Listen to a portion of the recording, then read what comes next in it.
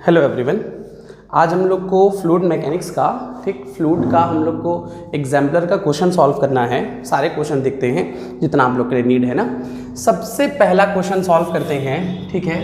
पहले क्वेश्चन में क्या कहा है, ठीक, सबसे फर्स्ट क्वेश्चन कहा, ठीक है, उसमें ग्राफ दिया है कि अगर किसी बॉल को, कोई एक सिलेंडर है उसमें से किसी बॉल को गिराया जाए तो उसकी वेलोसिटी क्या होगी, ठीक है। वेलोसिटी का ग्राफ पूछा है डिस्टेंस के साथ। तो देखिए पहली बात, जैसे कई लोग कंफ्यूज रहते हैं ना कि अगर किसी बॉडी को ऊपर से नीचे गिराया जाए तो उसकी वेलोसिटी क्या होगी, बिल्कुल बढ़ेगी, ठीक है। v = √2gh होता है, ठीक। अच्छा, अगर किसी बॉडी को मान लीजिए किसी लिक्विड में गिराया जाए, ठीक, ये क्वेश्चन है ना।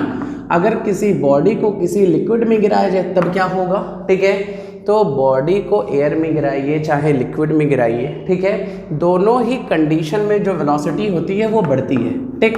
बट दोनों में फ़र्क ये होता है कि एयर में चाहे लिक्विड में, ठीक है, लिक्विड में अगर बात किया जाए तो लिक्विड में विस्कस फोर्स भी आ जाता है, ठीक है। और विस्कस फोर्स की वजह से इन दोनों में एक्सेलरेशन का डिफरेंस होगा। बस में इस एयर में भी वेलोसिटी बढ़ेगी, इसमें भी वेलोसिटी बढ़ेगी। जैसे मान लीजिए इसकी वेलोसिटी 0, फिर 1, फिर 2, या ऐसे मान लीजिए पहले था 10, फिर 20 हो गया, ठीक है, फिर उसके बाद 30 हो गया, 40 हो गया। तो बार बार इंक्रीमेंट कितना हो रहा है, 10 हो रहा है, ठीक है, बार बार। और अगर लिक्विड में देखा जाए तो 0, 10 के बाद हमारा जैसे या ऐसे मान लीजिए 8, 16, 24, तो इसमें एक्सेलरेशन कितना हो रहा है, 8 आ रहा है। तो दोनों में ही वेलोसिटी बढ़ेगी, लेकिन दोनों में डिफरेंस किसका होगा, एक्सेलरेशन का। अच्छा, अब एक टाइम ऐसा आएगा, ठीक है, एक टाइम ऐसा आएगा कि जब यहाँ पे लगने वाला इसका वेट, विस्कस फोर्स, ठीक है, बॉयंसी फोर्स, ये सब के सब, ठीक है, विस्कस प्लस बॉयंसी मिलके वेट को बैलेंस कर लेंगे।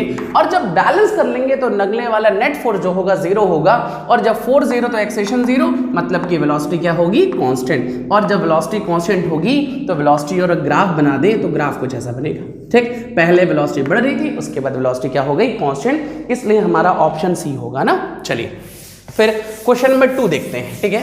क्वेश्चन नंबर 2 में क्या कहा है, क्वेश्चन नंबर 2 में भी फिर फिगर दिया हुआ है, ठीक। और फिगर में पूछा स्ट्रीमलाइन मोशन इसमें से कौन सा नहीं है। तो अगर किसी को स्ट्रीमलाइन की डेफिनेशन भी पता हो तो भी वो बता सकता है। कैसे बता सकता है, स्ट्रीमलाइन मोशन में क्या होता है कि सारे एटम मॉलिक्यूल्स की वेलोसिटी सेम होती है, डायरेक्शन सेम होता है, पाथ सेम होता है, और बिल्कुल इनमें जो डायरेक्शन निकलना टेंजेंशियली, कभी भी दो लाइन एक दूसरे को कट नहीं करेंगे ना।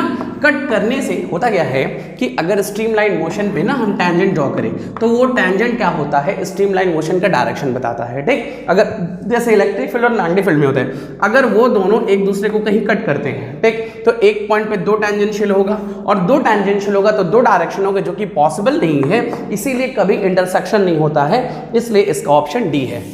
अच्छा, उसके बाद क्वेश्चन नंबर 3 में आते हैं ना। क्वेश्चन नंबर 3 में कहा है कि स्ट्रीमलाइन मोशन के लिए क्या हो सकता है। तो देखिए सबसे इंपॉर्टेंट पॉइंट, स्ट्रीमलाइन मोशन के लिए हम लोग को पता है इक्वेशन ऑफ कॉन्टिन्यूटी, ध्यान दीजिए, AV = कांस्टेंट, ठीक। अगर सारे एटम मॉलिक्यूल्स चल रहे हैं, ठीक है, सारे एटम मॉलिक्यूल्स मान लीजिए स्ट्रीमलाइन मोशन में है, ठीक है, स्ट्रीमलाइन मोशन में है तो पहले इनकी वेलोसिटी ज़्यादा थी, बाद में कम भी हो सकती है, कांस्टेंट कुछ भी हो सकता है। लेकिन अगर इक्वेशन ऑफ कॉन्टिन्यूटी देखें तो मान लीजिए इस एरिया से ये एटम और ये एटम पास कर रहा है, ठीक है। अब इस एटम के लिए जो एरिया है वही इस एटम के लिए है, तो दोनों की वेलोसिटी भी क्या होगी, सेम होगी, मतलब यहाँ पे वेलोसिटी कांस्टेंट होगा, इसलिए इसका ऑप्शन हमारा क्या होगा, बी। क्वेश्चन नंबर 4 में आइए। क्वेश्चन नंबर 4 में क्या कह रहा है, 4 में हमारा दिया है, किसका रेशो दिया है, हाँ, डायमीटर दिया है, वेलोसिटी का रेशो पूछ रहा है, ठीक। डायमीटर दिया तो अभी वही पुराना क्वेश्चन हो जाएगा ना, क्या चीज, A1V1 = कितना, A2V2, तो V1/V2 = A2/A1, और एरिया कितना होता है, क्रॉस सेक्शन एरिया πr², तो πr2 का स्क्वायर अपॉन πr1 का स्क्वायर, इससे भी सॉल्व कर सकते हैं। चलिए क्वेश्चन नंबर 4 हो गया ना। अब क्वेश्चन नंबर 5 पे आते हैं, ठीक। क्वेश्चन नंबर 4 हो गया, क्वेश्चन नंबर 5 में भी बहुत इजी क्वेश्चन है। इसमें पूछा किसके लिए, देखिए ऐसे आप लोग पढ़े होंगे कि जो सरफेस ऑफ कॉन्टैक्ट होता है वो सीधा होता है, ठीक, ऐसे होता है, किसी में कॉनकेव होता है, किसी में कॉन्वेक्स होता है, ये फिर ये ऐसे होगा ना, ठीक है। तो यहाँ पे होगा क्या, देखिए अगर इस कंडीशन में, देखिए लिक्विड में 2 फोर्सेस लगते हैं ना इंटरनल के फोर्स में, एक कोहेसिव होता है, एक एडहेसिव, ठीक। जब कोहेसिव ज्यादा होता है, ठीक है, एडेसिव कम होता है, तो आपस में चिपके रहते हैं तो कुछ ऐसा होता है, ये ना होगा। जब जैसे कोहेसिव, जैसे सॉरी एडेसिव अगर ज्यादा है, ठीक है, तो दूसरे से स्टिक हो जाएगा तो ये होगा, लेकिन कोहेसिव अगर ज्यादा होगा, ठीक है, तो आपस में स्टिक रहेंगे तो ये सरफेस आएगा। और यहाँ पे जो एंगल ऑफ कॉन्टैक्ट है, टेंजेंट ड्रॉ करते हैं ना, कहाँ कहाँ, एक बार सॉलिड सरफेस पे, एक बार लिक्विड सरफेस पे, तो ये एंगल बनेगा। तो जिसका भी हमारा ऑब्ट्यूस एंगल बनेगा वो ऑप्शन होगा ऑप्शन नंबर सी। अच्छा, फिर क्वेश्चन नंबर 6, ठीक है, क्वेश्चन नंबर 6 पे आ जाइए। और क्वेश्चन नंबर 6 थोड़ा इंटरेस्टिंग भी है, इसमें और भी क्वेश्चन बना सकते हैं। क्वेश्चन नंबर 6 में कहा, ठीक, कि वो एटम, ठीक है, जो एटम हमारे सरफेस पे होते हैं उनके बारे में बात कर रहे हैं, ठीक है। तो कोई एटम अगर लिक्विड के अंदर है ऐसे, ठीक है, कोई एटम अगर लिक्विड के अंदर है तो इसमें सारे के सारे, और भी जैसे मान लीजिए इस एटम को ये एटम की जगह ये एटम, ये एटम, ये एटम ना, याद करिए आप लोग पढ़े होंगे, स्फीयर ऑफ मॉलिक्यूलर एक्टिविटी बनता है तो इस पे लगने वाला नेट फोर्स 0 होता है। लेकिन जो टॉप पे एटम होता है वो स्फीयर ऑफ मॉलिक्यूलर एक्टिविटी को कंप्लीट नहीं करता है, इसलिए उस पे लगने वाला नेट फोर्स 0 नहीं होगा। तो अगर नेट फोर्स 0 नहीं होगा तो इसका ऑप्शन हो गया हमारा बी, ठीक। तो नीचे लगेगा। और एक चीज और, ठीक है, अगर कोई एटम नीचे से ऊपर जाता है ना, ठीक, तो उसकी पोटेंशियल एनर्जी बढ़ती है, मतलब ऊपर वाले की पोटेंशियल एनर्जी ज्यादा होती है, तो इसका ऑप्शन हो गया डी। तो 2 ऑप्शन होगा, एक तो बी होगा और एक डी होगा, ठीक। लेकिन अगर इसी क्वेश्चन में ये कहा होता कि टॉप वाले एटम की इंटरनल एनर्जी के बारे में पूछा होता, जो कि क्वेश्चन में नहीं पूछा है, लेकिन अगर पूछता, अगर इंटरनल एनर्जी के बारे में पूछा होता तो हम लोग ये कह देते कि अगर कोई एटम नीचे से ऊपर जाता है, ठीक, तो नीचे से ऊपर जाने के लिए इंटरमॉलिक्यूलर फोर्स के अगेंस्ट और एटम मॉलिक्यूल्स के अगेंस्ट या ग्रेविटी के अगेंस्ट नीचे वाले एटम को कुछ वर्क करना होता है, ठीक, और कुछ वर्क करने के लिए अपनी एनर्जी यूटिलाइज करेगा तो इंटरनल एनर्जी घटती है। और यह भी पढ़ा होगा कि नीचे से ऊपर जाने के लिए जो वर्क करता है वही वर्क इसके अंदर एनर्जी की फॉर्म में स्टोर होता है सरफेस पे, उसी को हम लोग क्या कहते हैं, सरफेस एनर्जी। चलिए क्वेश्चन नंबर 6 हो गया। क्वेश्चन नंबर 7 में आते हैं ना। क्वेश्चन नंबर 7 देखिए क्या है।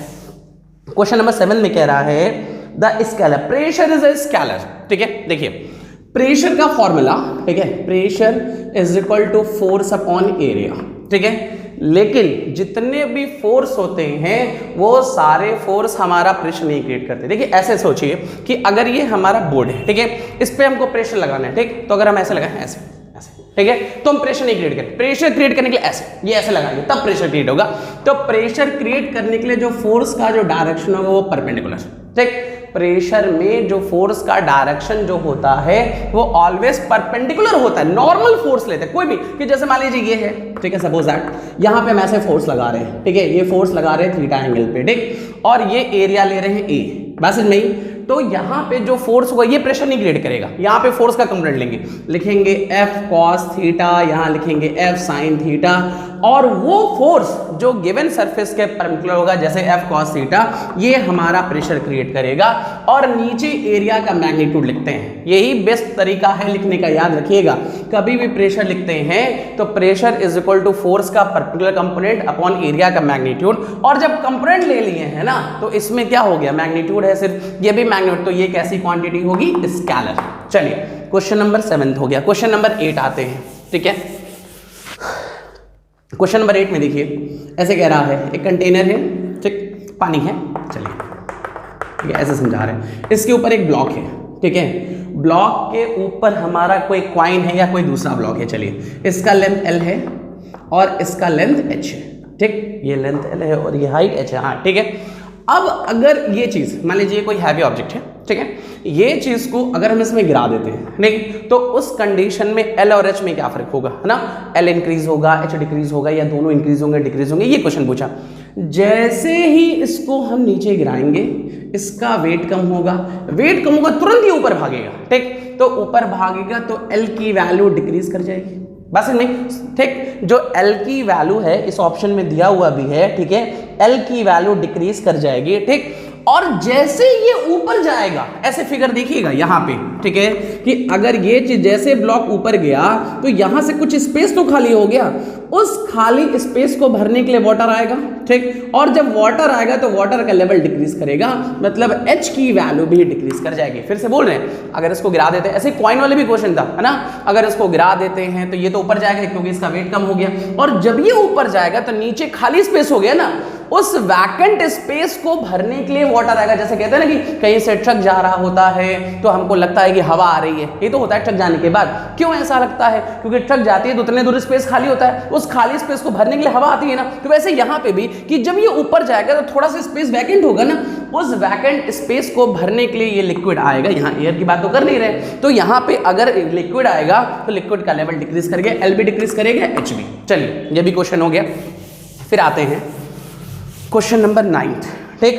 क्वेश्चन नंबर 9 कह रहा है with increase in temperature viscosity, ठीक है, टेम्परेचर के इंक्रीज के साथ विस्कोसिटी पे क्या फर्क होगा ना।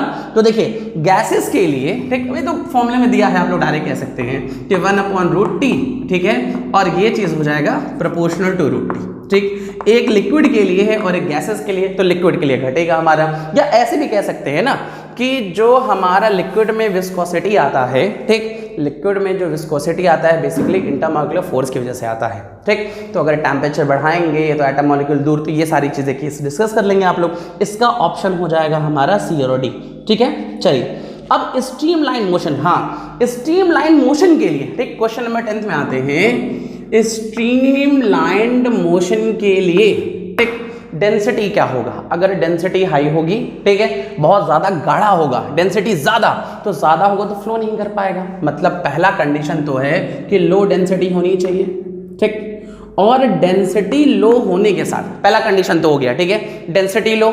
और दूसरा कंडीशन, जैसे आप लोग पढ़े होंगे कि स्ट्रीमलाइन मोशन के बाद टर्बुलेंट मोशन होता है।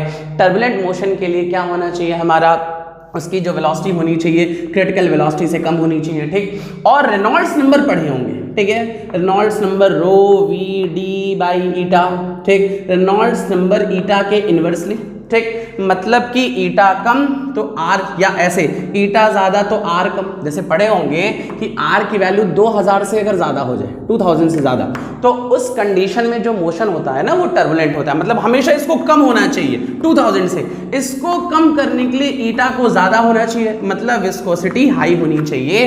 तो इसका ऑप्शन हमारा बी है, हाई विस्कोसिटी और लो डेंसिटी ना। फिर आते हैं क्वेश्चन नंबर 11, ठीक, विस्कोसिटी इज ए स्केलर और वेक्टर। विस्कोसिटी तो प्रॉपर्टी है, प्रॉपर्टी में कोई डायरेक्शन नहीं होता है, तो ये स्केलर हो जाएगा, ठीक है। अच्छा फिर आते हैं सरफेस टेंशन, ठीक, क्वेश्चन नंबर 12। सरफेस टेंशन जो है वो स्केलर क्वांटिटी है या वेक्टर क्वांटिटी, ठीक। अब एक चीज देखिएगा, इसमें कई लोग ऐसे कहते हैं कि अगर सरफेस टेंशन है, ठीक, सरफेस टेंशन में हमारा फोर्स है, मैग्नीट्यूड है, मैग्नीट्यूड के बाद डायरेक्शन भी है, ठीक, अगर मैग्नीट्यूड भी है डायरेक्शन भी है तब तो इसको वेक्टर क्वांटिटी होनी चाहिए, होना चाहिए ना।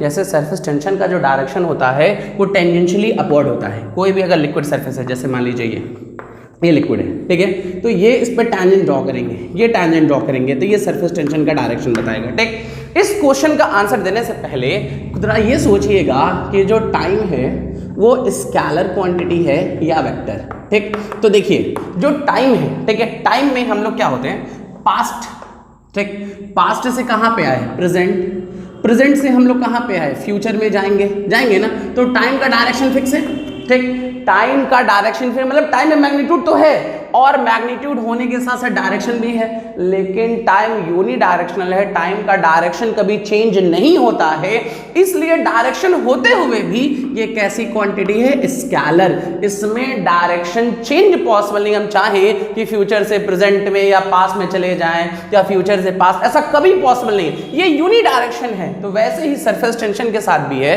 कि सरफेस टेंशन में जो डायरेक्शन होता है वो टेंजेंशियली अपवर्ड होता है और ये डायरेक्शन चेंज नहीं पॉसिबल है, ये डायरेक्शन फिक्स है, इसीलिए सरफेस टेंशन हमारी कैसी क्वांटिटी है, स्केलर। चलिए क्वेश्चन नंबर 12 भी हो गया। क्वेश्चन नंबर 13 में देखिएगा, क्वेश्चन नंबर 13 क्या कह रहा है, हाँ आइसबर्ग, ठीक है, यहां पे डेंसिटी दिया है आइस की, आइस की जो डेंसिटी दी है वो 0. कितना दिया हुआ है 917, ठीक है, 917 ग्राम पर सेंटीमीटर क्यूब, ठीक। जैसे मान लीजिए ये है, ये वाटर है, वाटर की डेंसिटी 1 होती है, ठीक है ना, 1 होगी ग्राम पर सेंटीमीटर क्यूब में, नहीं तो 1000 होगा ना किलोग्राम पर मीटर क्यूब में। इसमें आइसबर्ग है, ठीक, आइसबर्ग फ्लोट करता है क्योंकि डेंसिटी कम होती है। क्यों डेंसिटी आइस की कम होती है? क्योंकि इसमें आप लोग पढ़े होंगे कि हाइड्रोजन बॉन्डिंग की वजह से एयर पैक हो जाता है, केज लाइक स्ट्रक्चर बनता है, तो वॉल्यूम ज़्यादा तो डेंसिटी कम। अच्छा, कितना पार्ट इसमें सबमर्ज्ड है? ठीक है, तो बहुत सिंपल सा कंसेप्ट है ना, क्या लिखें? Weight of body is equal to buoyancy force. ठीक, बॉडी का weight is equal to buoyancy force. मान लिया बॉडी का पूरा वॉल्यूम v है, ठीक, और जितना इमर्ज्ड है ना, मान लीजिए वो v डैश है। ठीक, तो weight is equal to mg। Weight is equal to, जैसे मान लीजिए वेट लिखते हैं, weight is equal to mg, और density is equal to mass upon volume. तो मास इक्वल टू कितना? Density of ice into volume. तो लिख सकते हैं ना, density of ice into volume into g. और बॉयंसी फोर्स का फॉर्मूला होता है v रो जी। v क्या है? Volume of water displace. तो वाटर डिस्प्लेस इतना हुआ ना, तो v इसको मान लेते हैं v डैश, और रो डेंसिटी ऑफ लिक्विड मतलब डेंसिटी ऑफ वाटर इनटू जी। तो यहां से हम लोग g से g कैंसिल हो गया, v डैश अपॉन v निकाल सकते हैं क्या? Rho of ice upon rho of water, value रख लीजिए 0.917। चलिए, ये भी क्वेश्चन हो गया। ठीक, जैसे क्वेश्चन नंबर 13 है, ठीक, बिल्कुल सेम क्वेश्चन नंबर 14 है। क्वेश्चन नंबर 14 में भी जो वेट है बॉडी का, उसको हमको किसके इक्वल करना है? बॉयंसी फोर्स के। सेम कॉपी है इसीलिए छोड़ रहे हैं ना। क्वेश्चन नंबर 15 में आइए। ठीक, क्वेश्चन नंबर 15 में कह रहा है एक कंटेनर है, ठीक है, जैसे मान लीजिए, ठीक, इस कंटेनर के अंदर एक क्यूब है, ठीक है, इस क्यूब का जो साइड है ना, ठीक है, वो साइड जो है L है, ठीक, और इसमें x पार्ट सबमर्ज्ड है, ठीक है, इसमें जो x पार्ट है ना, वो x पार्ट सबमर्ज्ड है। अगर x पार्ट सबमर्ज्ड है, ठीक, अब क्वेश्चन कहा अगर इसको a एक्सेलरेशन से ऊपर ले जाते हैं, एक्सलेरेट करते हैं, तब कितना पार्ट सबमर्ज्ड होगा? तो बहुत सिंपल केस है, देखिएगा। सबसे पहले बॉडी का वेट, वही पुराना काम, weight is equal to buoyancy force. मान लीजिए इसका x पार्ट ये है ना, तो इतने का वॉल्यूम ये, ठीक। अगर मान लीजिए वेट इज इक्वल टू लिखें, तो वेट इज इक्वल टू क्या लिखें? mg, और मास की जगह डेंसिटी इनटू वॉल्यूम, ठीक, तो क्या लिखेंगे? डेंसिटी, किसकी डेंसिटी लिखेंगे? इसकी डेंसिटी ρ1 मान लेते हैं, लिक्विड की डेंसिटी ρ2 मान लेते हैं। मान लिया जो क्यूब है उसकी डेंसिटी ρ1 मान लिया, तो लिखते हैं मास के जगह, ठीक है, डेंसिटी इनटू वॉल्यूम, तो क्या लिखें? इस क्यूब का वेट ρ1, वॉल्यूम के जगह L³ इनटू जी, और बॉयंसी फोर्स v रो जी ना। तो ये बताइए, इतने का लेंथ x है और ये क्या है? L स्क्वायर है ना, देखिए स्क्वायर बेस्ड है ना, तो क्या लिखें? XL स्क्वायर, ठीक है, ये हो गया हमारा v, और ρ2 इंटू कितना? g। तो लिख सकते हैं यहाँ से L स्क्वायर से ये कैंसिल हो गया, ρ1 अपॉन ρ2 इज इक्वल कितना? x बाई L आ गया, ठीक। यहाँ से लिख सकते हैं कि जो डूबा हुआ पार्ट है वो इतना है, ठीक है। अब क्वेश्चन ये कहा कि अगर ये चीज याद रखिए, यहां लिख रहे हैं, ठीक है, x is equal to ρ1 upon ρ2 into L, ठीक। अब क्वेश्चन ये कहा कि अगर इस बॉडी को a एक्सेलरेशन से ऊपर ले जाएं, ठीक है, तो उस कंडीशन में क्या होगा? उस कंडीशन में जो होगा हमारा एक्सेलरेशन चेंज हो जाएगा, और जब ऊपर जाएगा तो एक्सेलरेशन कितना आएगा? g plus a। तो वही पुराना काम रिपीट कर रहे, देखिए, वेट इज इक्वल टू कितना? v L³ ρ1 इंटू जी की जगह कितना? g प्लस a, और बॉयंसी फोर्स कितना? फिर से वही पार्ट x मान लीजिए, अब जो डूबा हुआ पार्ट है ना, x डैश है, मान लीजिए एक्सेलरेशन से गया, जो सबमर्ज पार्ट है वो x डैश है, ठीक है, x dash into L square into ρ2 g plus a, और दोनों को फिर इक्वेट करेंगे तो यहां से मिलेगा, कैंसिल कर लेना डायरेक्ट, इतना is equal to x dash ρ2। तो यहां से लिखेंगे हम लोग x डैश की वैल्यू लिख सकते हैं ρ1 अपॉन ρ2 इंटू L। ये वैल्यू और ये वैल्यू देखिए सेम है, ठीक, मतलब ये एक्सेलरेट हो चाहे ना हो, इसके एक्सेलरेट होने से इस पे कोई फर्क नहीं पड़ेगा। जितना पार्ट पहले सबमर्ज था उतना पार्ट अभी भी सबमर्ज्ड है, ये बात जरूर याद रखिएगा। इसी के बेसिस पे एक क्वेश्चन और है, ठीक है, देखिए, जैसे कहा, मान लीजिए कहा एक कंटेनर है, ठीक है, इस कंटेनर में ये लिक्विड है, इसका डेंसिटी रो है, हाइट h है, ठीक है। अब हम कहें इसका एटमॉस्फेरिक प्रेशर यहाँ पे P0 है, ठीक। अगर हम कहें कि ये बताइए इसके बॉटम पॉइंट पे प्रेशर कितना होगा, तो क्या लिखेंगे आप लोग? P0 प्लस h रो g, ठीक। लेकिन यही कह दें कि ये पूरा कंटेनर a एक्सेलरेशन से एक्सेलरेट हो रहा है, ऐसे एक्सेलरेशन से जा रहा है, तो उस कंडीशन में कुछ मत करिएगा, जहां g लिए हैं वहां ले लीजिएगा g प्लस a।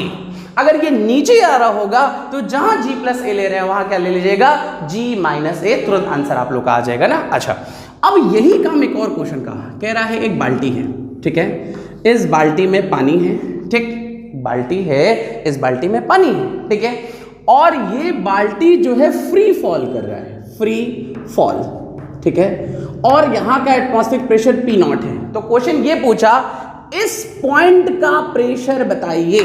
एक बाल्टी है, बाल्टी में पानी है और ये बाल्टी गिर रही है, फ्री फॉल हो रहा है, ठीक है, एटमॉस्फेरिक प्रेशर P नॉट है, तो इस पॉइंट का प्रेशर बताइए। तो क्या लिखेंगे, यहां लिखेंगे P नॉट, ठीक, मान लीजिए इसका हाइट h है, h, ठीक, h रो g माइनस ए, ये तो लिखेंगे जैसे इससे लिखे थे, लेकिन ये फ्री फॉल कर रहा है और फ्री फॉल करते समय a और g, जो एक्सेलेरेशन होगा g तो होगा, तो a की जगह g minus g 0 P not, मतलब इस कंडीशन में यहाँ का प्रेशर, यहाँ का प्रेशर, यहाँ का प्रेशर, यहाँ का प्रेशर, हर पॉइंट का प्रेशर क्या होगा, सेम होगा।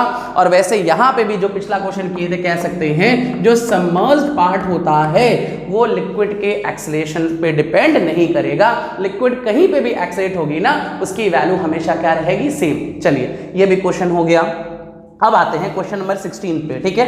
क्वेश्चन नंबर 16 में ये कह रहा है, ठीक है, एंगल ऑफ कांटेक्ट दिया है कि जैसे एक पेड़ है उसमें क्या दे रहा है, एक सैप है, सैप मतलब यहाँ पे कैपिलरी ट्यूब के बारे में बात कर रहा है, ठीक, उसमें सारी चीजें दी हुई हैं, कह रहा है क्या इसमें लिक्विड राइज करेगा। तो जब जैसे किसी कैपिलरी में, कैपिलरी है, ठीक है, कैपिलरी में जो लिक्विड होता है राइज करता है, क्यों राइज करता है, क्योंकि प्रेशर इसके टॉप पॉइंट है, ऐसे कुछ होता है ना, ठीक है, टॉप पॉइंट का जो प्रेशर होता है हर पॉइंट पे अलग अलग होता है, उस प्रेशर को इक्वलाइज करने के लिए लिक्विड राइज करेगा ना। तो कितने हाइट तक राइज करता है आप लोग पढ़े होंगे, 2t cos theta upon r रो g। क्वेश्चन में सारा डाटा दिया है, सारी वैल्यू पुट करके अगर h निकालेंगे तो जो भी आंसर आएगा 0.6 मीटर के आसपास आएगा, इतनी हाइट तक राइज करेगा, ठीक, मतलब जो ट्री है, जो पेड़ है, उसकी हाइट अगर 0.6 मीटर है तब तो पूरा राइज कर जाएगा, 0.6 से कम है तब भी टॉप तक करेगा, लेकिन अगर 0.6 मीटर से लंबा पेड़ है तब राइज नहीं कर पाएगा, सिर्फ यहीं तक राइज करेगा ना। चलिए ये भी क्वेश्चन हो गया। क्वेश्चन नंबर 17, ठीक है, 17 क्वेश्चन इंटरेस्टिंग क्वेश्चन है ना, अच्छा क्वेश्चन है। देखिए क्या कह रहा है, 17th वाले क्वेश्चन में कहा एक कंटेनर है, ठीक है, थोड़ा समझिएगा, एक्सेलरेटिंग फ्लूइड का क्वेश्चन है ये, ठीक। अब इस कंटेनर में ऐसे लिक्विड है, चलिए ऐसे लिक्विड भरा हुआ है, ठीक है, ऐसे लिक्विड भरा हुआ है, ठीक।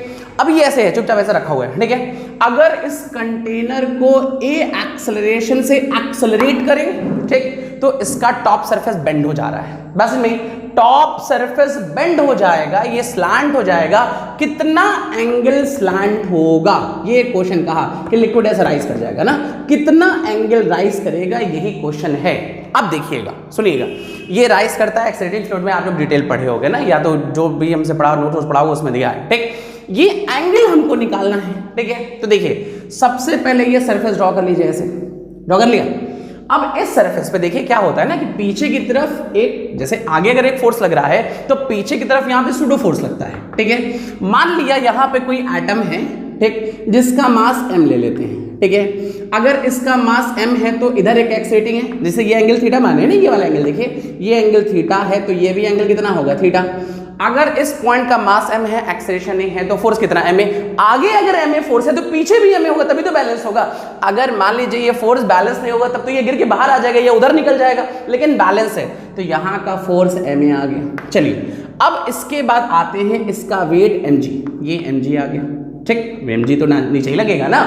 अब ये बताइए अगर ये थीटा है, ये 90 है, तो ये एंगल कितना, 90 माइनस थीटा, ठीक। अब क्या करते हैं, एम ए का कंपोनेंट लीजिए, यहाँ पे कितना आएगा, एम ए कॉस थीटा, और अगर इसका कंपोनेंट लेंगे तो ये 90 माइनस थीटा, यहाँ कितना आएगा, एम जी साइन 90 माइनस थीटा, और ये दोनों बैलेंस हैं, ठीक। अगर ये बैलेंस नहीं होते सपोज दैट, अगर ये बैलेंस नहीं होते तो ये लिक्विड रुका नहीं होता, ये कंटेनर के अंदर लिक्विड भी चल रहा होता, बस नहीं, मतलब लिक्विड नहीं चला, कंटेनर चल रहा है, लिक्विड ऐसे, जैसे मान लीजिए कि बॉटल है, इस बॉटल में पानी है तो इसको लेके चल रहे हैं ना, ऐसे ये देखिए टेढ़ा है ना थोड़ा सा, ठीक है। अगर इसको लेके चले, ये मोशन नहीं कर रहा है, ये पूरा होल सिस्टम मोशन कर रहा है, लेकिन लिक्विड अपने अंदर मोशन नहीं कर रहा है, और अपने अंदर मोशन नहीं कर रहा है, मतलब ये दोनों बैलेंस है। अगर बैलेंस है तो लिख सकते हैं यहाँ से M A cos theta is equal to M ji sine 90 minus theta, ठीक है। यहाँ पे सॉरी ये 90 माइनस थीटा कॉस होता है ना, ठीक है, कॉस 90 माइनस थीटा, ठीक। तो m g cos 90 minus theta क्या लिखेंगे, एम जी साइन थीटा, एम से एम कैंसिल हो गया, कॉस नीचे क्या tan theta is equal to a by g, या तो theta is equal to tan inverse a by g. ये हमारा स्लोप आया। बस इनमें ही सूडो फोर्स से ये बैलेंस था। ये एक्सलेटिंग फ्लूइड का क्वेश्चन है।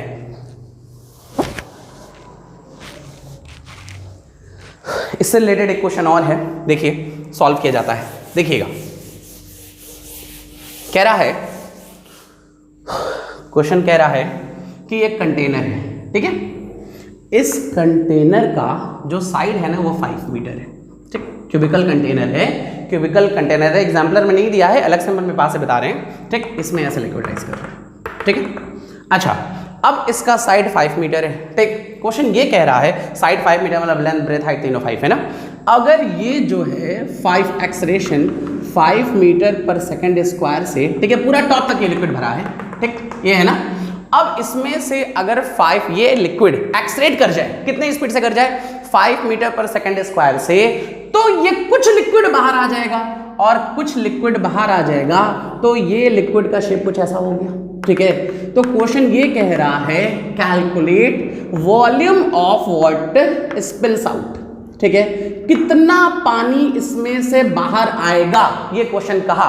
तो करिए क्या, मान लीजिए एंगल थीटा है, ठीक, और मान लीजिए इसका हाइट y है, इसका बेस तो 5 होगा ना, क्योंकि लेंथ ब्रेथ हाइट सब 5 थी। अच्छा, अब ध्यान से देखिएगा, ये बताइए tan थीटा इज इक्वल कितना होता है। अभी हम लोग निकाले थे slope, tan theta is equal to निकाले थे a बाई जी, तो tan theta is equal to a by g, और यहां से tan देखें तो परपेंडिकुलर बाई बेस, तो क्या लिखेंगे y बाई 5, a के जगह 5, g के अप्रॉक्सीमेटली 10 ले लेते हैं, y बाई 5, ठीक, 5 से 2 आ जाएगा, ठीक है, ये ना होगा, ठीक। और ये ले लेंगे हम लोग y की वैल्यू 2.5, ठीक। अब जब y की वैल्यू अगर 2.5 आ गई है, तो अगर ये पूरा कंप्लीट होता, ठीक, पूरा कंप्लीट होता तो इसका जो वॉल्यूम होता, ठीक है, यहां लिखते हैं, ठीक है। अगर ये पूरा कंप्लीट हो, सपोज दैट मान लीजिए पूरा पानी भरा होता है, ठीक है, तो इसका वॉल्यूम कितना होता, लेंथ कितना 5, इसका ब्रेथ भी कितना होगा 5 इंटू हाइट कितनी 2.5, लेकिन इतने में पानी नहीं भरा है, इसके आधे में पानी भरा है, तो इंटू हाफ, इतना वॉल्यूम। देखिए लेंथ 5, ब्रेथ 5 और ये हाइट 2.5, लेकिन आधे में पानी भरा है ना, आधा तो निकल गया है, तो 5 इंटू 5 इंटू 2.5 इंटू हाफ, इतना वॉल्यूम ऑफ वाटर क्या होगा, बाहर आ जाएगा ना। ये हमारा क्वेश्चन हो गया एक्सलेटिंग फ्लूइड का। चलिए क्वेश्चन नंबर 18 में आ जाइए, ठीक है। क्वेश्चन नंबर 18, ठीक, या क्वेश्चन नंबर 18 से पहले एक क्वेश्चन और करिएगा, आप लोग के लिए दे रहे हैं, आप लोग सॉल्व करिएगा।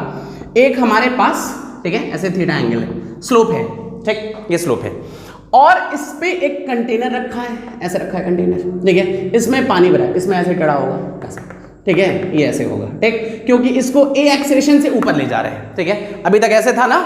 अब यहाँ पे कंटेनर एक इंक्लाइन प्लेन पे है जो कि थीटा एंगल पे है, इसमें पानी भरा है, जो पानी है वो ऐसे टेढ़ा हो गया, ठीक। ये कितना एंगल बना रहा है, जैसे मान लीजिए ये ऐसे, ठीक है, ऐसे कुछ, ठीक, ये एंगल बना रहा है अल्फा, ठीक है। तो क्वेश्चन ये पूछ रहा है कि कितना एंगल अल्फा बनाएगा, ये क्वेश्चन है। ये थीटा है, ये ए एक्सेलरेशन से ऊपर जा नीचे जा रहा